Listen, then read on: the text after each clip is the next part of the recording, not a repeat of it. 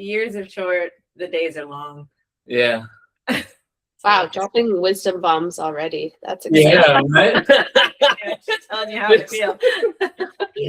Hi, I'm my name is Danielle LeCompte.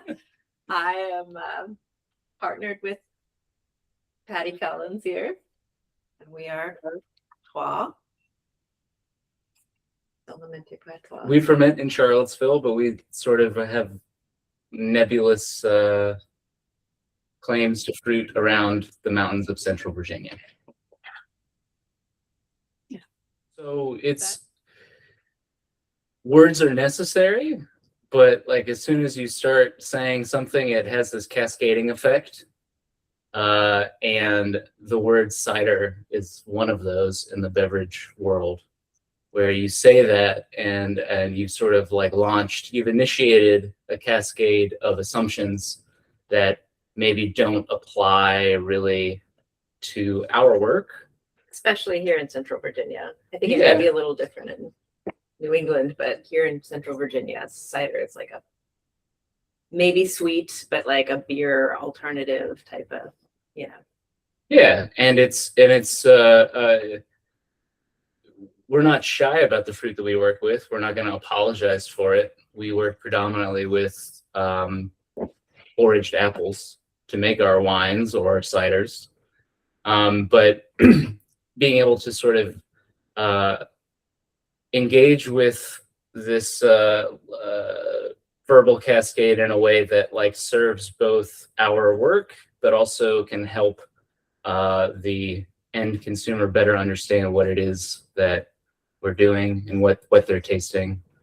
And we identify as winemakers. I mean, taking fruit that grows where you are, that is adapted to your climate, that is able to transmit the vagaries of time and place.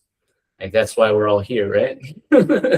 And for Central Virginia, that you can't talk about that ecological concept without apples.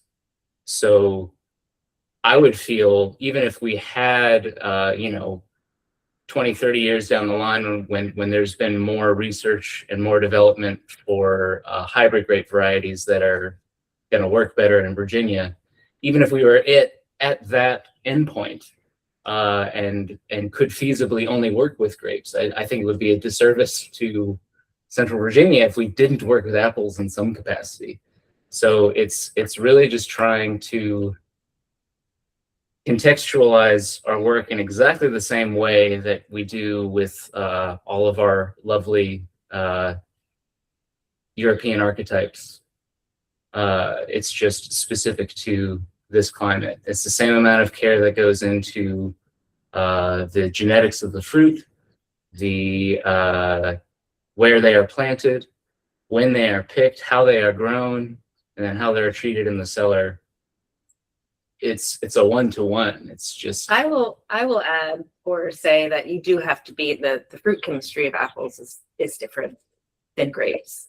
So I'm always giving Patrick cred for, he is super dialed in on making sparkling wines, which are stressed wines from lower pH fruit, which is difficult, and natural wine in Virginia from lower pH fruit. So you already sort of lower acid, higher pH. Higher pH. Sorry, I was like, which I think has its benefits.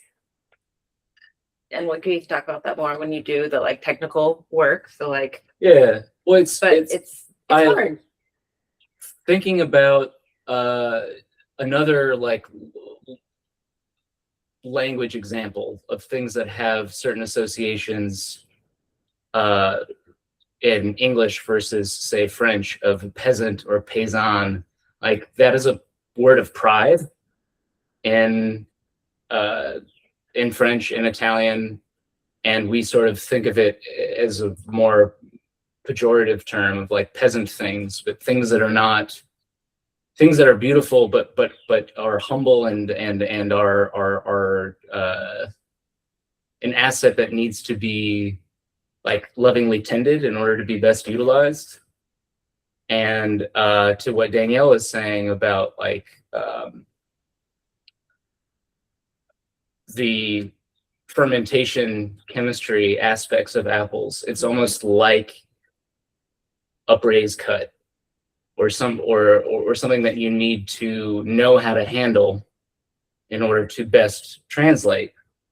And that's where I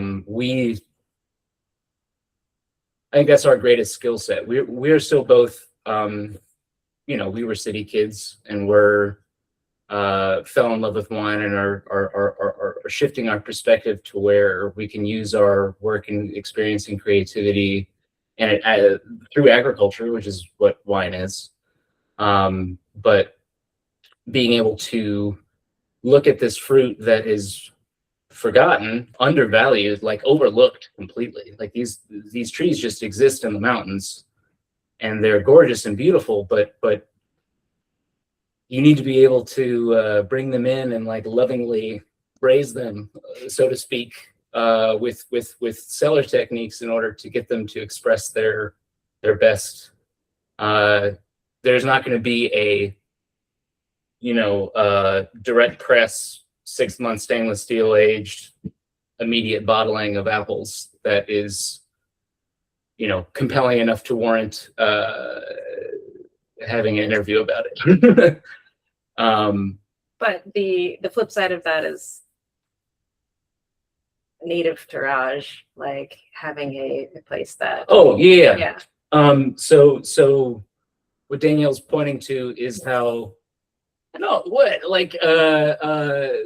you can view something, and this is what I was trying to approach with this paysan versus peasant. Yeah. You can approach something as a liability, or as something that if it doesn't hit certain predetermined markers, it's no good. Or you can embrace that context and that reality for what it is, and it allows creativity to come in, and it allows you to be able to see it as an asset, not as a liability. And so that's what we've learned through this project. Is the kickstart was just seeing these apples and going, well, heck, these are here. Let's use them. And there was no old timer that we can go talk to and say, well, how do you treat this fruit? They'll tell you something different. Well, they'll say that you can't grow organics in Virginia, and that's a bunch of nonsense, because there's fruit that just exists without anyone doing anything to it. But that's what I mean by there's no tradition to turn back to. Mm-hmm. So the best part of this, the most rewarding part of this work, has been failing and trying to fail better with this stuff, because it's a finding ways in which to react in a real, honest, loving way to this fruit and to our circumstances of not owning land and not having this tradition to fall back onto, and not having this predetermined, this is what good wine fruit is and this is how you do it. To be able to engage with this fruit and respond to it and learn how to utilize it, and see it as an asset instead of a liability. And so what Danielle was alluding to earlier, like a specific thing that is an asset, is how the chemistry for apples, lower ethanol, lower acid, which means a higher pH, specifically in a natural context where we're not forcing stability onto the wine. It has to find itself. That can be seen as a liability, or in the context of sparkling wines, you have now loosened the Catholic torture device that is on the fruit for a controlled in-bottle fermentation, where you have osmotic pressure, you have high ethanol, you have no nutrients, you have all these things that are stressing the yeast. if you can dial that back a little bit, which is what the apples give us, you can do a fully native secondary bottle fermentation and have a pretty decent chance at it being successful. So being able to make traditional method wine without any additions is something that would be much more difficult in a supposedly better wine chemistry environment.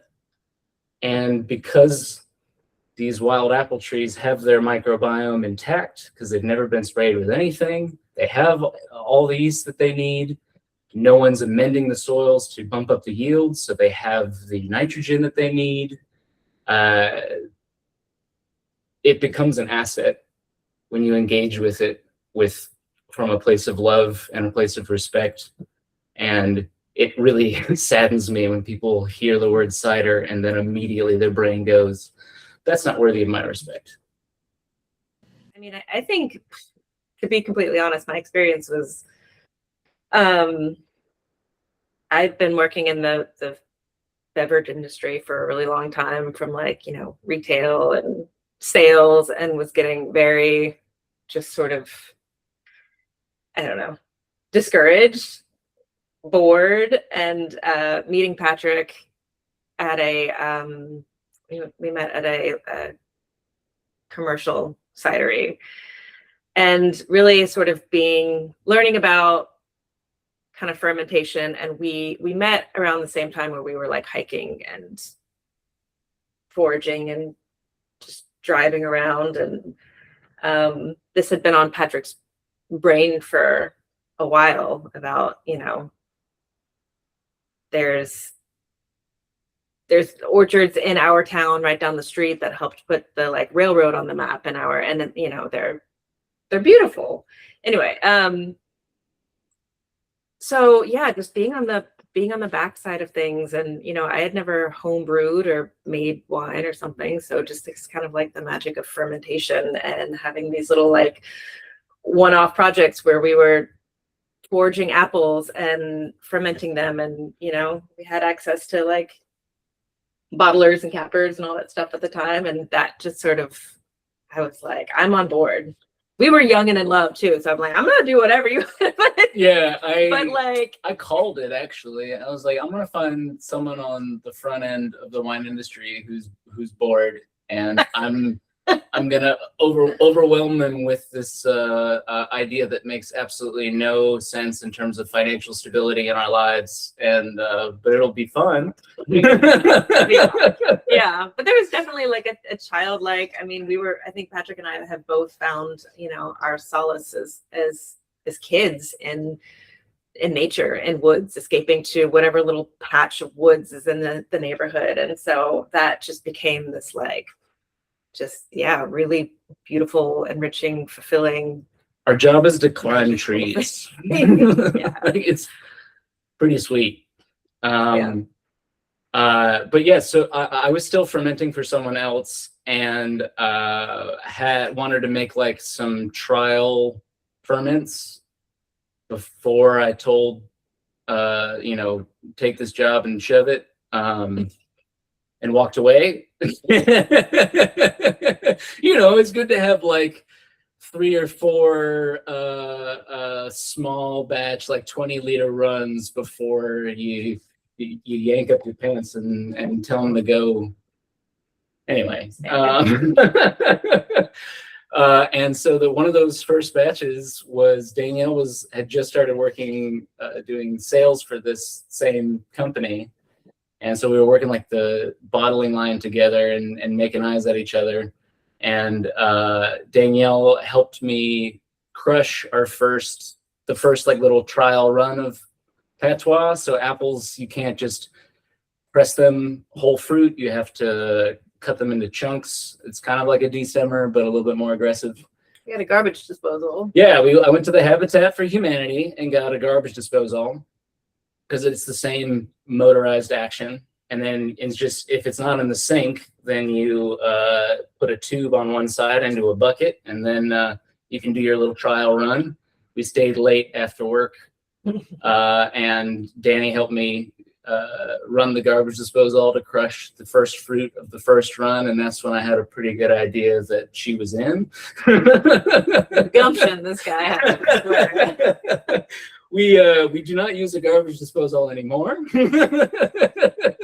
But when you're just, making that first little thing, but to a certain extent, though, that's still how we operate. Like, it is an improvised operation. This is non-capitalized winemaking. This is existing fruit. Yeah. It's 800 square feet of mixed-use warehouse space.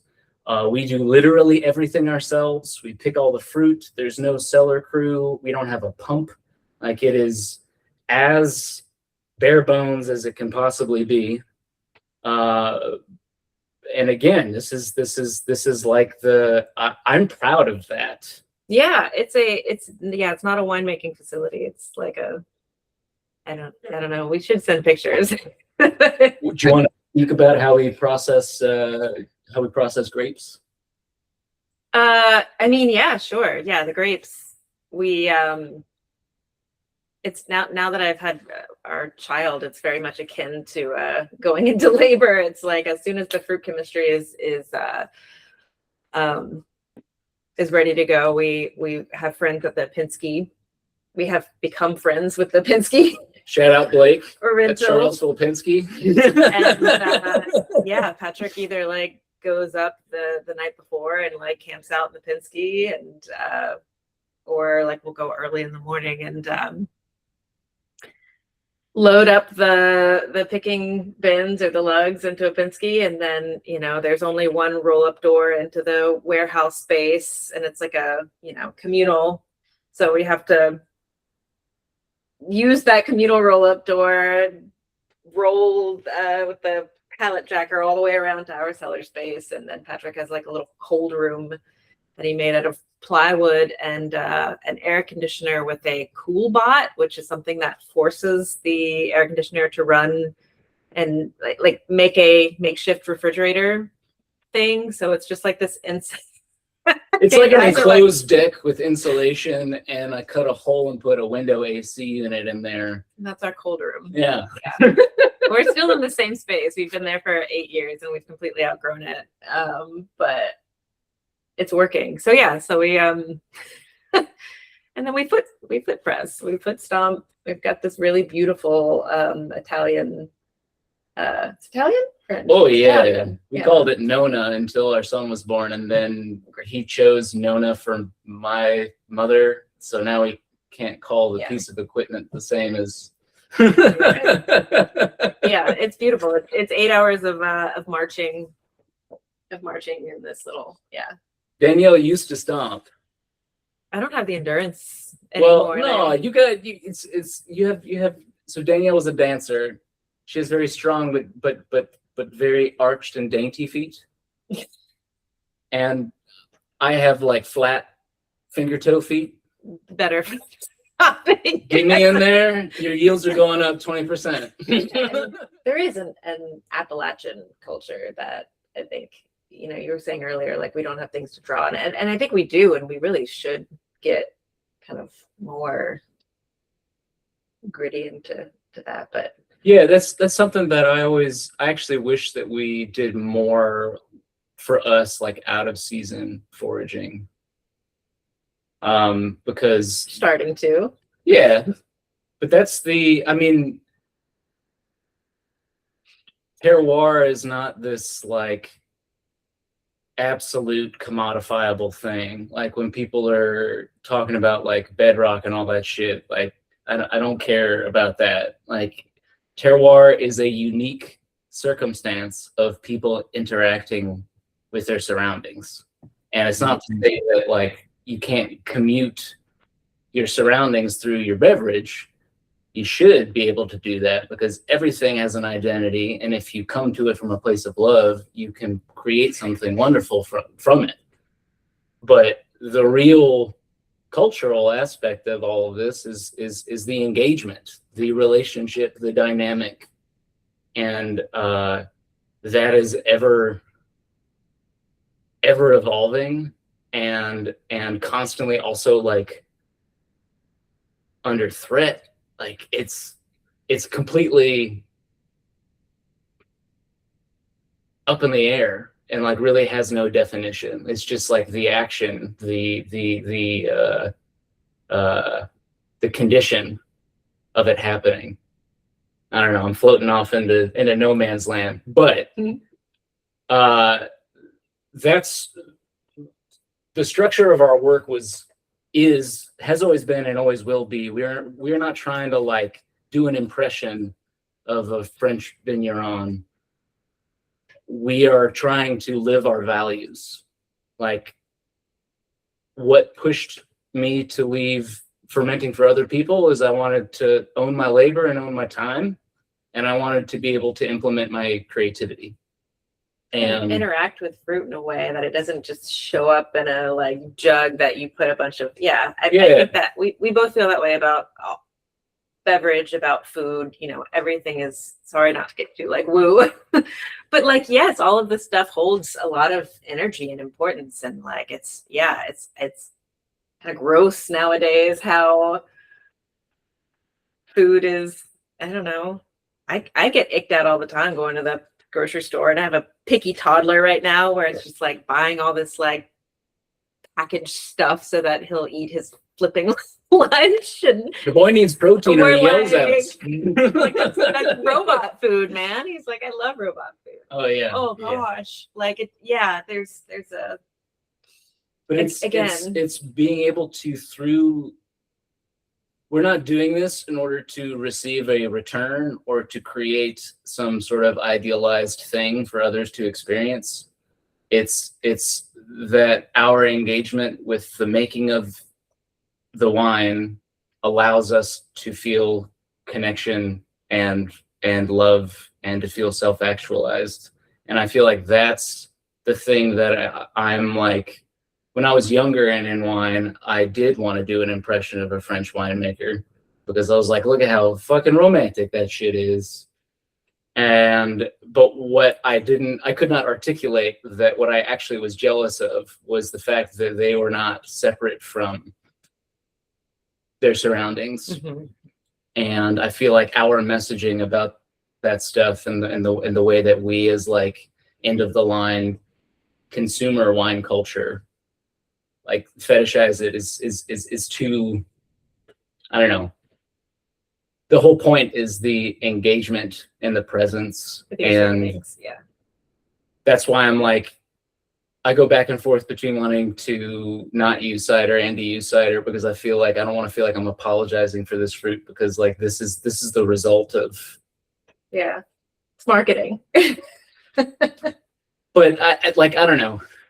All this is obviously like huge existential questions within like wine, but like just the reason why we are doing this is so that we can try to live fully through the wine. And I feel like that is if that's our goal, then this is our fruit. These are our surroundings, and we need to be like as attuned as we can. Yeah. So we can say that like terroir isn't simply a chunk of slate or an exposition of a hill. It's your engagement with and translation of that material in an active and like self-reflective way, and in a way that lives out your values in the ways you defined. That I think that right there is like the Virginian equivalent of Paysan Vigneron to me. And I think that's so cool, and I'm glad we're teasing this out for everybody. But yeah. I'm still gonna say the Capriot of Crozet, but like I respect value your opinion.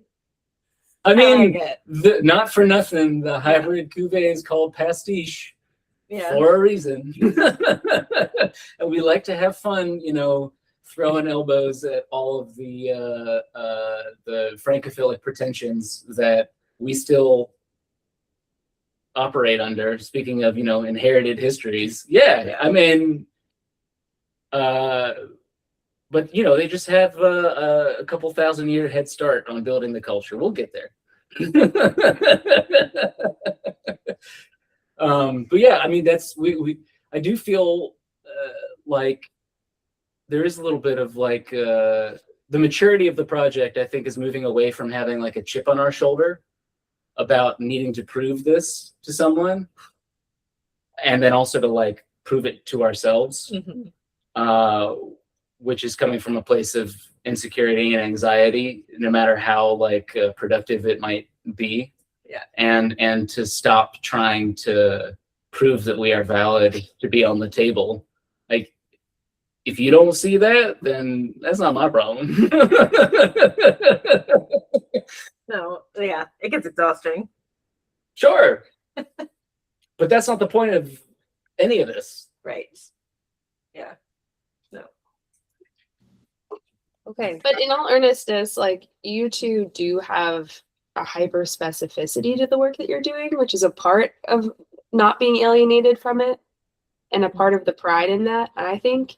And one of the things that stood out from your last visit to me, Patrick, was talking about the sort of different tannins in apples and how you really need to braise them, because you need to let them sort of get the spikiness out. Otherwise it can read as bread and all these other things. So I was hoping you could talk a little bit about perpetual reserve and the ethos behind that as well, because it's not just like this would be cool, or maybe it was, I don't know, but like perpetual reserve is a thing, and also specific cuvées that it applies to, like for instance, parallel voicing I know used to be non-vintage, but now it's not. Like just talking about the evolution of that sort of vinification style. Sure. Yeah. So the not owning land and relying mostly on things that we have no, quote unquote control over means that we are always sort of more yes-anding the fruit. Like we are reacting to what is happening in a given year, as opposed to like coming with a predetermined, this is the fruit, this is what we do. So there's always a certain element of like creative reaction, which honestly keeps it interesting. Perpetual reserve was something that came about completely by accident, honestly. It was not something that, I mean, obviously we were aware of it in the context of sparkling wine production, but utilizing perpetual reserve, and then also specifically how we utilized perpetual reserve, was sort of organically came about from successive years of reacting to the fruit and how it presented, how the fruit presented in the resulting wines. So the first perpetual reserve we ever did was because we had a 2019 ferment that we weren't happy with, and we messed with it. We bottled it once, unbottled it, and by the time I'm still standing around scratching my head, and it's now time for the same fruit from 2020 to show up. Well, why don't we just use the new fruit to re-ferment the old fruit? And then, tasting it, we were like, it's pretty good. And so the once that happened, for the next 2 years, we did it a little bit more intentionally. This is Infinite Cannon, which is a cuvee that y'all might still have. There might be still a couple bottles kicking around at the last harvest of that, which is Infinite Cannon 3 from 22. So once that sort of kickstarted that process, why did it taste better became the question. It was not just like, okay, something happened, we're reacting, we're improvising, and now it tastes good. Why?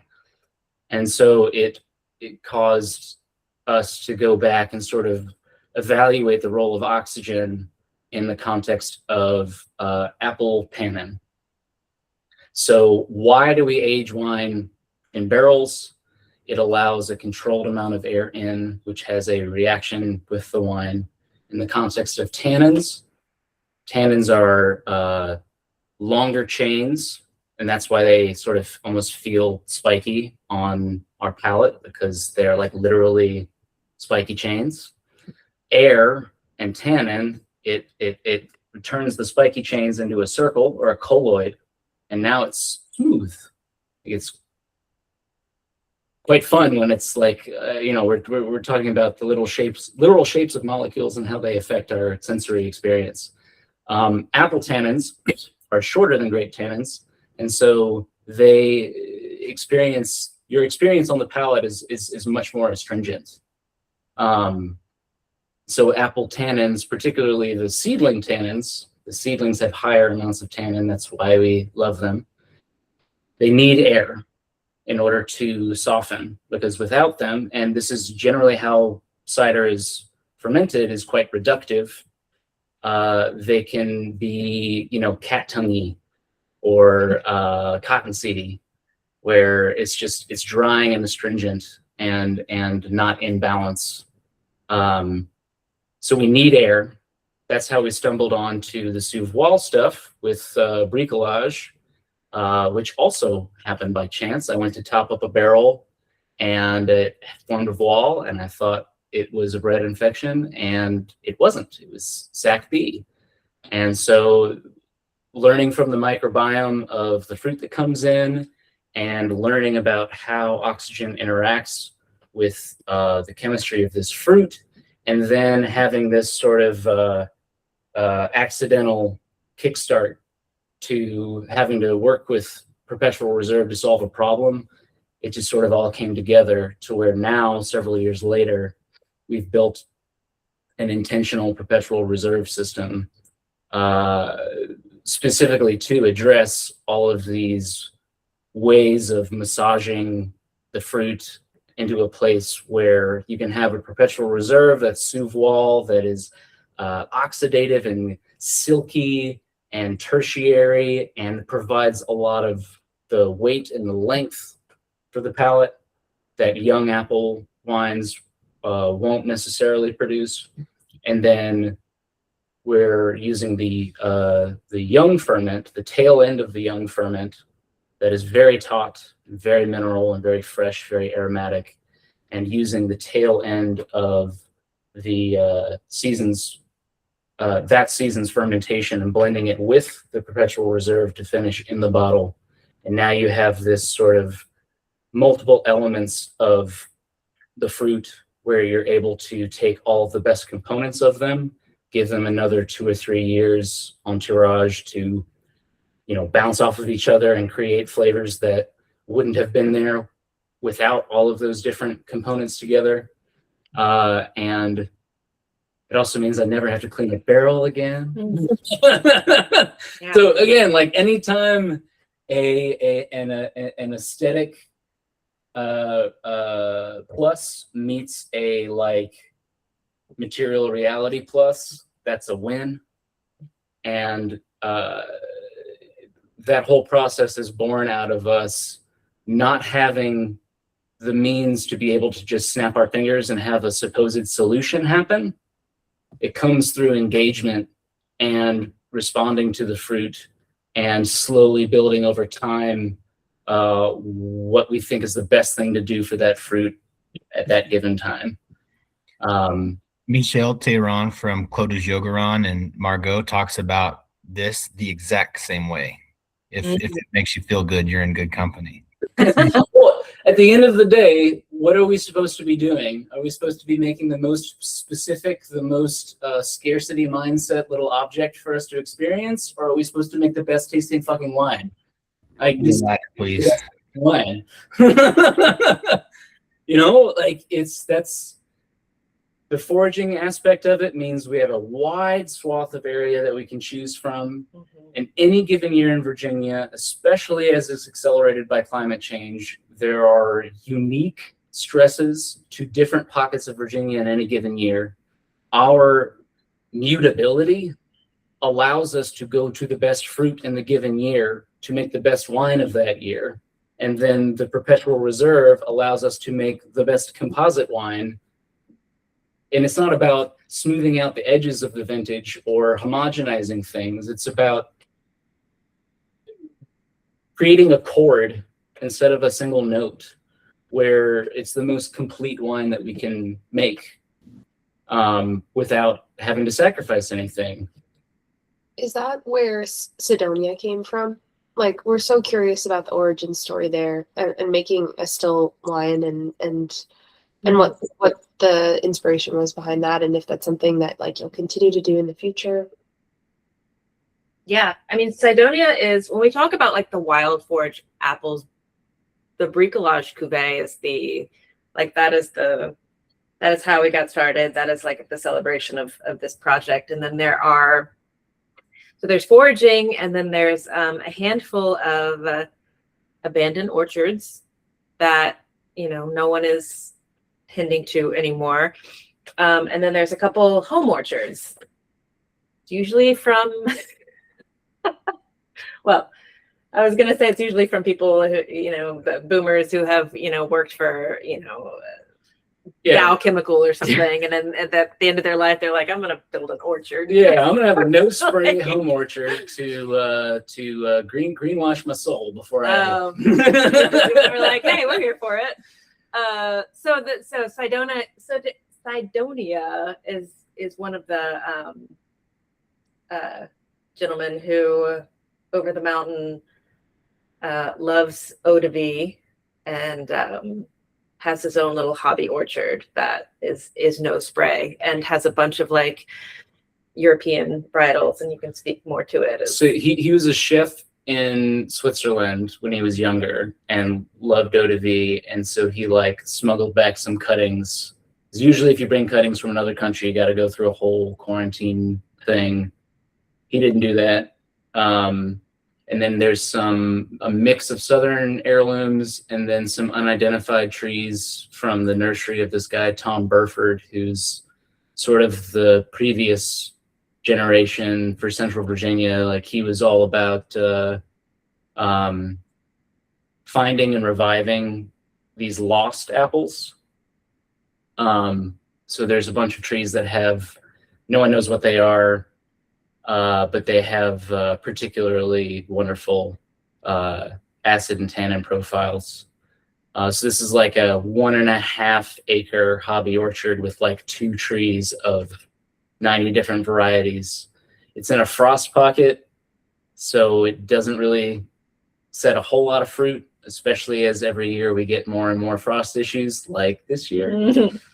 But when it hits, the trees are, at this point between 25 and 30 years old, and they like go boom and set all this like beautiful concentrated fruit. That happened in 24. So it was going to go into the bricolage blend, but because it was such a bountiful year, we had 2 barrels and change that was just this fruit. And when we were going through and like sort of thinking about the blends for everything, both Danielle and I were like independently. So that's its own thing, right? Like, it had more immediate texture and had the one good thing about frosts taking away yields is that your nutrition of the fruit when the yields hit is like very complete.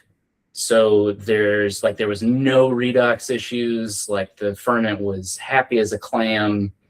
A little bit longer maceration because it was another drought year, so it was really thick skins, and it was just very clear that it had the texture on its own to be its own thing. So the still bottling from that site, I wanted to give Ken a bottle from his site because he's very proud of these trees. And he also really wants us to distill some apples because that was what initially brought him to apples in the first place. I want that too, please. I want eau de vie. Yeah. It's a lot of apples. It's a lot of apples, yeah. But I mean, we got a good bud in Charlottesville who can run a copper still, so we'll see. But it's this was a relationship that came about through like a friend of a friend. Every year we lose access to certain trees. Every year a hurricane blows over a beautiful old tree. Every year a new smiling face shows up and says, "Hey, I heard you guys do crazy things with apples." Like it's gotten to a point now where friend of a friend of a friend, and then you meet somebody who shows you your new favorite apple tree, and the relationship with these folks is a part of this process as well. If we are just pirates, like just entering the mountains and taking, like that's not the goal. That's not good. So being able to have relationships with folks, being able to bring folks completed cider from their trees that, maybe their grandfather planted, and then you just see their eyes light up and they're like, wait, what? And you get to facilitate their engagement with that land. Like, yeah. Cydonia was not planned. Again, it was a reaction to a special site and a good year. And yeah, there'll always be little runs like that. So Quaker Run was one of these, like early on, one of the first sites that we worked with. It was a very famous orchard in the 19th century. It was in the historical record, which is how we were able to find it.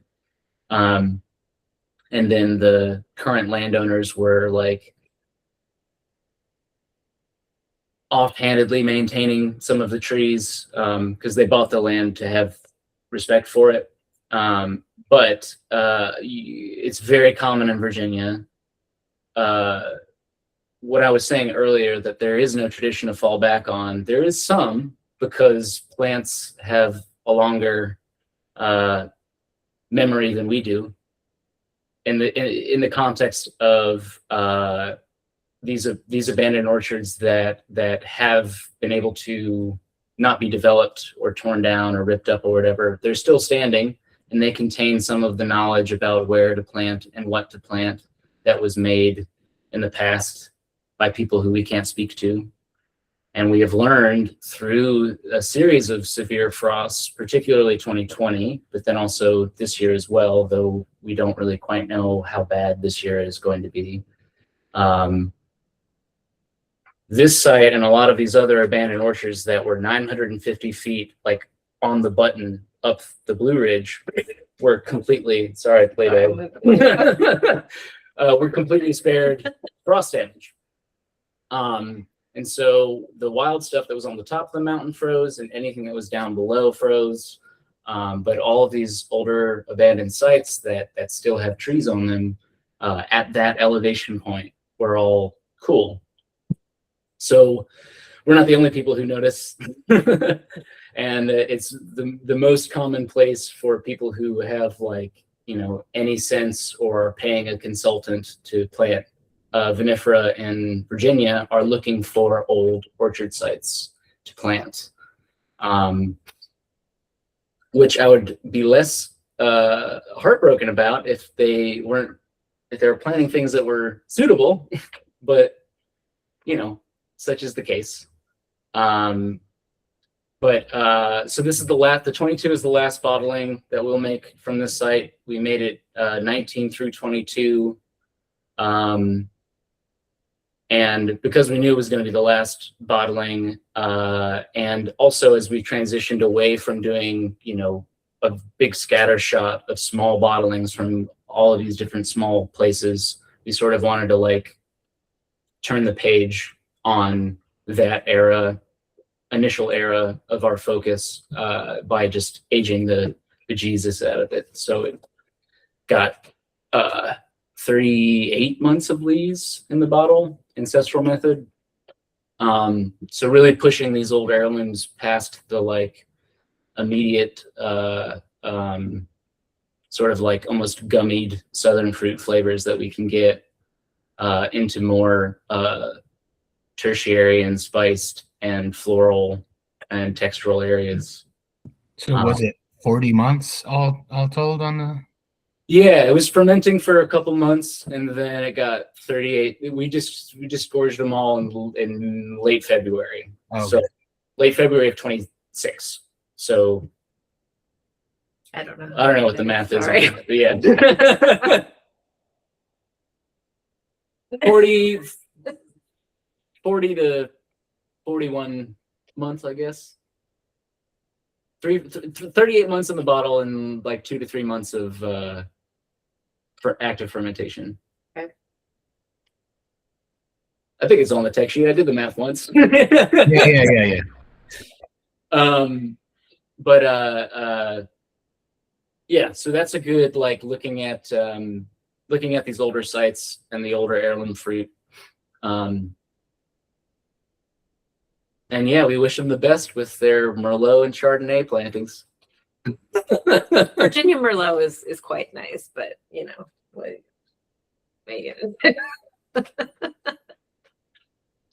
And then parallel voicing is our that's like our cuvee name for that year's reaction to as a co-ferment.